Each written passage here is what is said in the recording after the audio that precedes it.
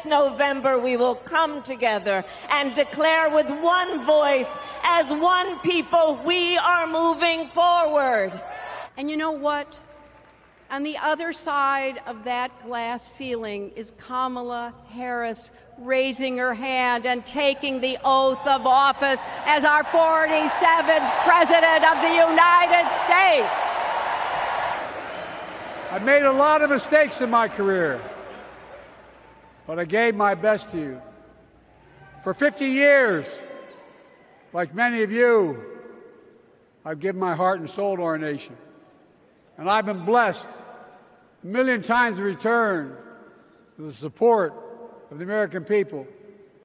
The Democratic National Convention now officially underway. Night one full of tributes to outgoing President Biden as he celebrated his accomplishments and paved the way for Kamala Harris, giving her a heartfelt endorsement.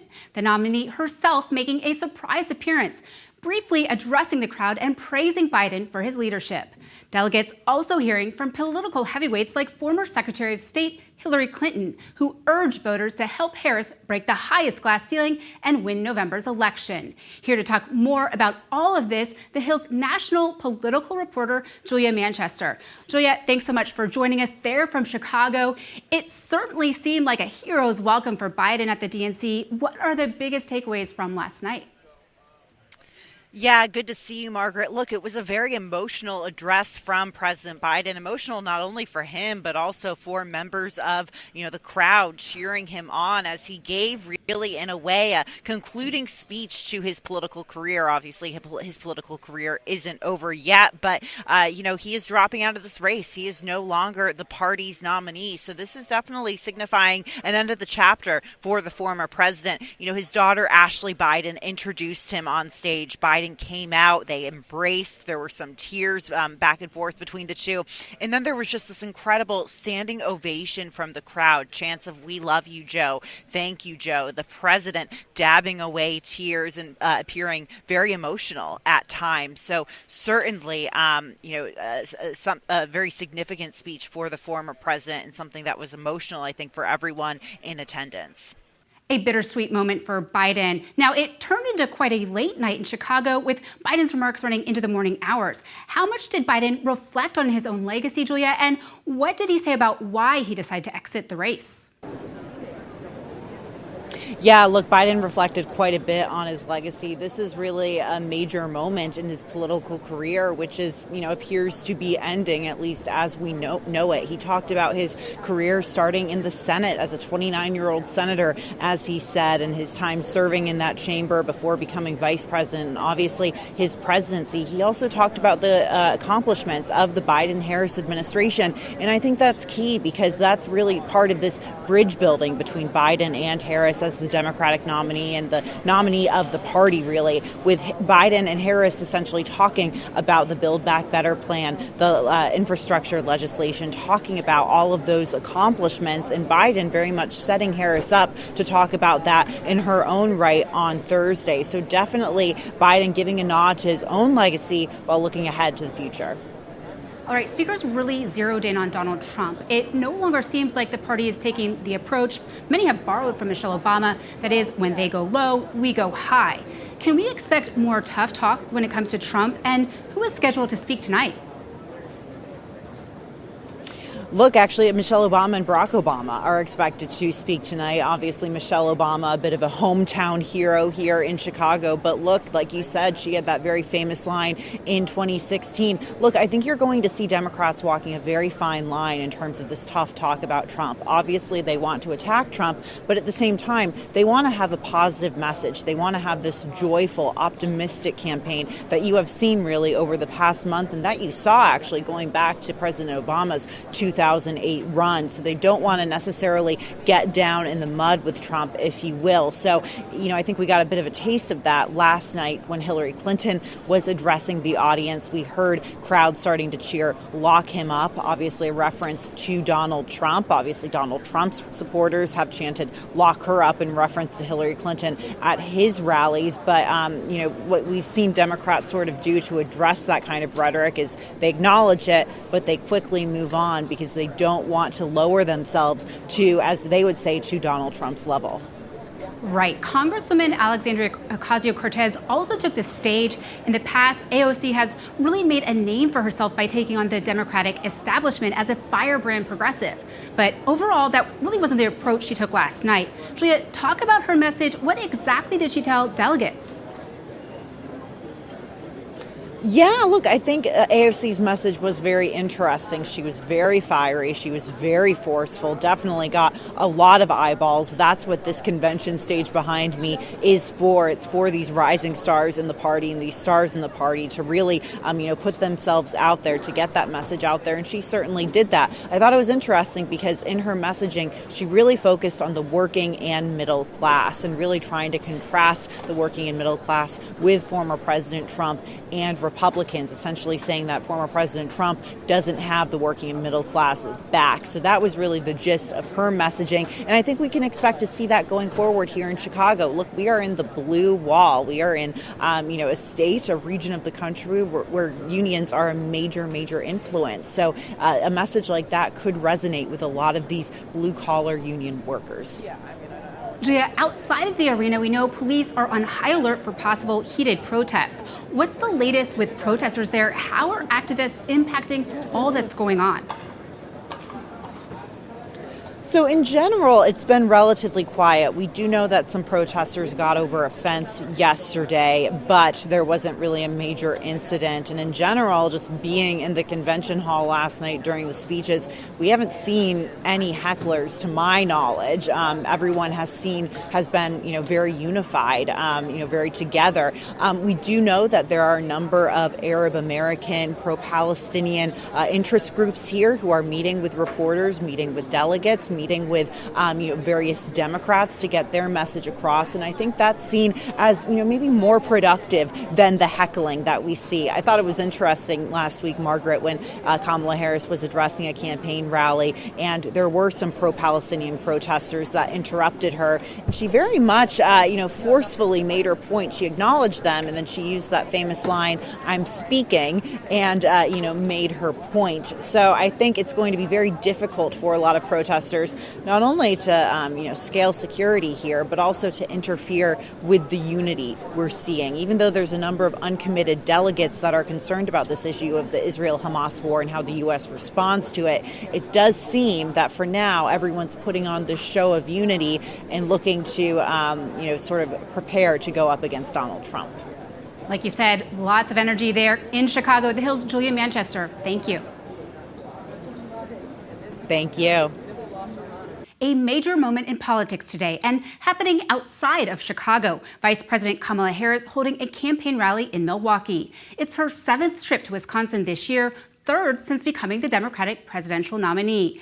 Harris will be joined by her running mate, Minnesota Governor Tim Walz. The two will appear on the very same stage where Donald Trump accepted the Republican presidential nomination at the RNC just over a month ago. Harris's rally, a reminder of just how important Wisconsin is on the electoral map. Here to discuss, the Hill's White House reporter Brett Samuels. Brett, thanks for joining us. Wisconsin, and particularly the turnout in Milwaukee, will likely be key to Harris's potential path to the presidency.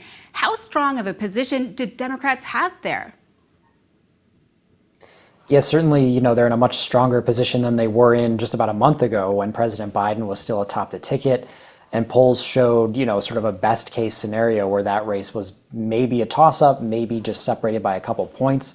But now we've seen with Vice President Harris replacing Biden atop the ticket, this real enthusiasm, this real momentum that Democrats have claimed in the last couple of weeks that things have shifted in Wisconsin as they have in pretty much every battleground state in Harris's favor. Battleground surveys have shown that Harris is narrowly leading Trump in Wisconsin. And that's a state that, as you mentioned, is really important electorally because if the Harris campaign can't win Wisconsin, it's hard to see how they could win in Michigan and Pennsylvania and these other states that they need to win. So clearly Harris is spending a lot of time there. They're rallying. They're kind of trying to build on this enthusiasm. And I think it shows that they recognize the importance of Wisconsin moving forward. Like you said, truly a lot of enthusiasm from Democrats. Now, Trump is headed to the battleground state of Michigan for a campaign event today, and it's causing some controversy because the Democrats say the town where he is campaigning has strong ties to racial extremism. Brett, what exactly are Democrats' accusations here? Yeah, so the Trump campaign has come under some criticism for the decision to hold this event in Howell, Michigan, which is just outside of Detroit. And basically the claims from the Harris campaign and the criticisms stem from sort of the historical ties that the KKK has to Howell, Michigan. The Grand Dragon of the Ku Klux Klan, previously resided in Howell or had a mailing address in Howell.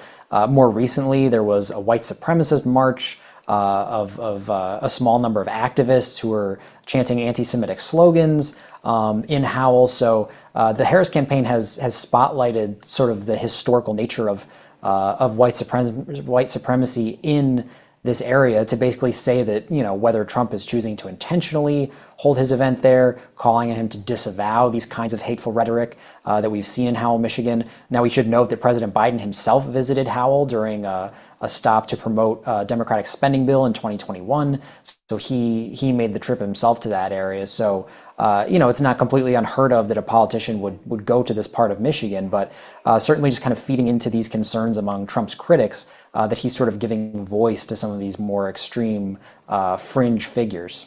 Right. Now, Harris is narrowing Trump's lead in many battleground states that's worrying top Republicans. And they're not just concerned Trump could cost the party the White House, but at this point, control of Congress as well. What are congressional leaders telling the Trump campaign, and what are they doing to try and win both the White House, the House, and the Senate? Yeah, certainly, Trump is sort of the Republican candidate who could either, lift all boats or sink all boats in the Republican Party. There is this sort of concern that Republicans in the Senate in particular had this very favorable map where Democrats were playing defense. They had incumbents who were up for re-election in red states like Ohio, Montana, Arizona, more purple state, West Virginia, another state where Democrats are expecting to potentially lose a seat. So the concern there was that, Republicans were just going to go on offense and really sweep all these competitive races, totally flip the Senate.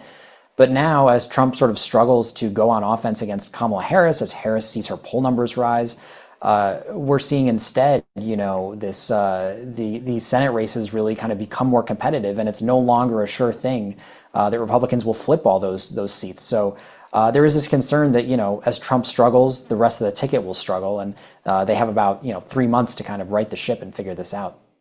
New today, Trump says he intends on doing a televised town hall hosted by Fox News. This town hall would be instead of a debate on the network, since the Harris team has made it clear the vice president won't participate. What else can you tell us about this event, Brett? Yeah, so this was, essentially Trump had sort of unilaterally gone out and said that he had agreed to a Fox News debate on September 4th, that it would be in Pennsylvania, and tried to kind of put the pressure on the Harris campaign to accept those terms. And the Harris campaign has made clear that they're not going to do any debates before that September 10th showdown on ABC News. So that Fox News debate just never really materialized, and I don't think there was ever really a serious consideration for it from the Harris campaign. But instead, we'll see the former president. He's doing what he's calling a teletown hall, so it's a little unclear if he will be in Pennsylvania or if he will just be taking questions from folks in Pennsylvania. But it'll be hosted by Sean Hannity, who's a late-night host on Fox, who, of course, is a very strong Trump ally. So, instead of a debate, we're going to get, I think, what will be fair to call a pretty strongly pro-Trump or favorable event for Trump, where he can kind of maybe generate some headlines and grab the spotlight. All right, last question for you, Brett. Elon Musk has emerged as a key political figure during this election cycle. Now there is even talk he could join a possible Trump administration. How seriously should we take this type of talk, and what role is being discussed for Musk?